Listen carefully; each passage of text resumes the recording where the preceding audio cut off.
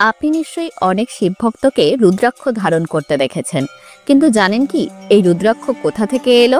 এর জন্ম হলো কিভাবে? আর কেন একে বলা হয় মহাদেবের আশীর্বাদ?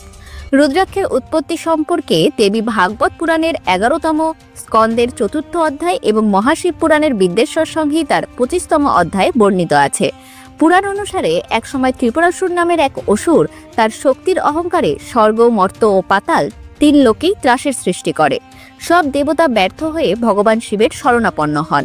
ভগবান শিব তখন অঘ্রাস্ত্র নামের এক মহাশক্তিশালী অস্ত্র তৈরি করতে বহু বছর ধরে চোখ বন্ধ না করে গভীর তপস্যা করেন। এই তপস্যায় ক্লান্ত হয়ে একসময় তার চোখ থেকে ঝরে পড়ে অলৌকিক অশ্রু। সেই অশ্রু যখন পৃথিবীতে পতিত হয় তখনই জন্ম নেয় এক দেববৃক্ষ, রুদ্রাক্ষ বৃক্ষ।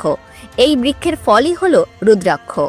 শিবপুরাণে বলা হয়েছে, রুদ্রাক্ষ ধারণ করলে পাপ নাশ হয়, মন শান্ত হয় আর শিবভক্তি পায় পরিপূর্ণতা। মহাশিব পুরাণ অনুসারে যিনি রুদ্রাক্ষ ও ত্রিপুণ্ড ধারণ না করে মহাদেবের পূজা করেন তিনি কাঙ্ক্ষিত ফল লাভ করেন না।